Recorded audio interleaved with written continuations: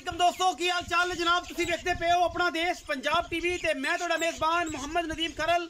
सब तो पहले अपने चैनल करना है सबसक्राइब ते बेल आइकन ते क्लिक करना है। अच्छी ते बेहतरीन वीडियो दा नोटिफिकेशन हमेशा की तरह वीरां नूं मिलदा रहे। वीर देखते रहन अल्लाह दे खास फजल नाल अज फिर एक लंगरिया ब्रीड दे विचों एक बेहतरीन और नायाब पूरी और प्योर नीली दी जनाब एक जोटी लेके हाजिर हुए हैं। ये जनाब दूजन जोटी है, खास नीली का खून है, खास नीली दी ब्लड लाइन है। लेने देने मुकद्दर ने, रेट इंतहाई मकूल और बेहतरीन करांगे। वीडियो आखिर तक देख के बगैर स्किप कीतियां पूरी वीडियो देखनी है। कैमरामैन सब बिस्मिल्लाह करके मैं दा खानदान और नस्ल बखाओ जी माशाल्लाह। पूरा पंडा का जनाब मैं हवाना है। रुग रुग का बड़ा खूबसूरत थान और मैं दी जात नस्ल पूरे जिसम से 2-2 फुट वाल ने अल्हम्दुलिल्लाह। खुड्डा हड्डियां टाका और रुग रुग का बड़ा खूबसूरत थान। इस जनाब पूरी जनाब खास लंगरियां के घर की जनाब चोटी नूं ये जनाब थान चड्डा लगे है। यह लंगरियां का पुराना निशान अज नहीं लाए हुए। ये निक्की होंदी नूं जनाब जो गड़ापी आई जो जोटी आई ये जनाब उदों ते लगे हुए ने। खास लंगरियां की ब्लड लाइन के विचों जनाब अज नीली का बेहतरीन और नया वीरा लैके हाजिर हुए हैं। नास तो फिरनी अख बिल्ली गिठ गिठ पशम सिर कतरी कतरी। मैनू तुसीं आप पहचानना आशक पहचानणगे जेड़े होणगे आशक जेड़े ने नीली दे आशक उन्होंने पता है, आम बंदे नूं पता नहीं। मैं सूआ दूजा और खास नीली दी अल्लाह दे फजलो करम नाल कोई वादा घाटा नहीं किसी किस्म का लेने देने हमेशा ही तरह मुकद्दर। अपना देश पंजाब टीवी की हमेशा अवलीन तरजीह नीली वास्ते। ये जनाब प्योर लंगरिया की ब्रीड के विचों जनाब ये चोटी है दूजन एक हड्डी नुकरां वखरियां वखरियां खुड्डा 1.5 फुट का पंडा का मैं हवाना। मैं ये सुई नूं दूसरी तीसरी दिहाड़ी है। बाकी मैं जापे जो निकली इंशाल्लाह 2-2 फुट बाहर कढ़ देगी। लेने देने हमेशा ही तरह मुकद्दर होंगे ने।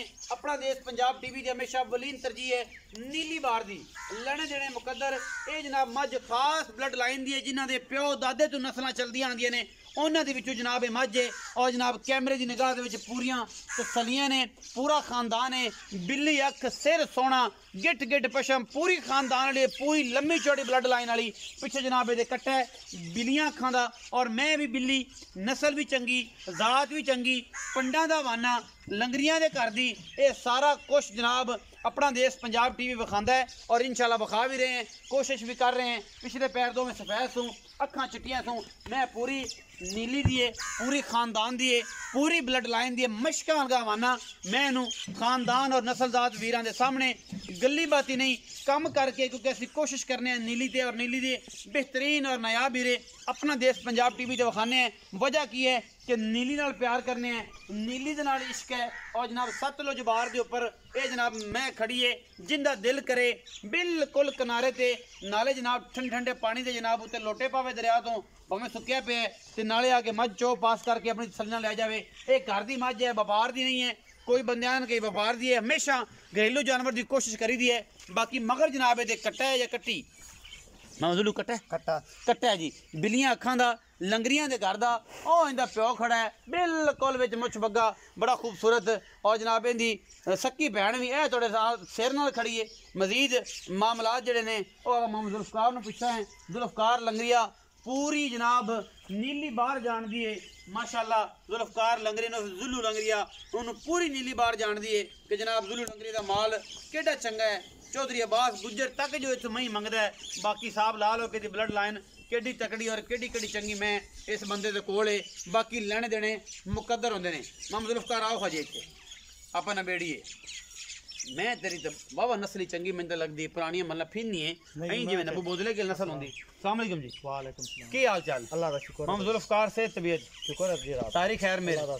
अच्छा मैं बखाइए पहले ते दस कि मैं घर दी के व्यापार घर दी ए किनवा सुआ सी दूजे ने हां जी पहले सुबह दा की सु पहले सुबह दी कट्टी सौ आगे खड़ी अबूरी चिट्टियां अखां दी हां जी दूजे सुबह दा हुन हां जी कट्टा ते ए केड़े कट्टे दी है कि जोटा केड़ा क्रॉस कराया जी? ए जो साडा आधा राजा जोटा दोवें खड़ा राजा जोटा घर दा खास लंगरियां कोई फर्क तो नहीं इंदे जे एक राई दा फर्क होवे तो जैन वाला लंगरिया दा घर दी मां जैन लंगरिया दा घर दी हां जी। ए हम जुल्फकार दसो कि तोड़ा जेड़ा ए मज्जी मुझ दा शौक है ए किन्ने 100 साल तो है प्यो दादे तो साडे दादे परदादे लाओ साडे कोल तुसी इथे नीली ते जंप पाल ली जंप पाल नीली ते इंडिया तो नहीं आए? नहीं जी इथु दे जे इथु दे इंडिया तो कोई नहीं आए इथु देने ते दादे परदादियों ए ਸ਼ੌਕ ਚੱਲਿਆ ਆਂਦਾ ਹਾਂਜੀ ਜੋਟੇ ਚਾਟੇ ਬਾਹਰੋਂ ਬਦਲਦੇ ਬੁੱਲਦੇ ਜਾਂ ਕਿ ਬਸ ਆਦੇ ਜੋਟਾ ਜੇ ਸਾਨੂੰ ਆਦਿਆਂ ਤੋਂ ਸਾਨੂੰ ਬਾਹਰ ਚੰਗਾ ਕੋਈ ਨਹੀਂ ਗੰਦਾ ਚੰਗਾ ਨਹੀਂ ਲੱਗਦਾ ਨਹੀਂ ਲੱਗਦਾ ਮੈਂ ਸਾਰੀ ਨੀਲੀ ਦੀਆਂ ਨੀਲੀ ਦੀ ਹੁਣ ਪਿੱਤ ਵੱਲੋਂ ਹਰ ਪਾਸੇ ਬਿਲਕੁਲ ਹੁਣ ਇਸ ਤੋਂ ਅगर ਨੀਲੀ ਕਿਤੇ ਜਾਵੇ ਤੇ ਇਸ ਤੋਂ ਅगर ਨੀਲੀ ਕਿਤੇ ਜਾਵੇ ਨੀਲੇ ਪਰ ਪਾਰ ਹੀ ਜਾਵੇ ਦਰਿਆਓਂ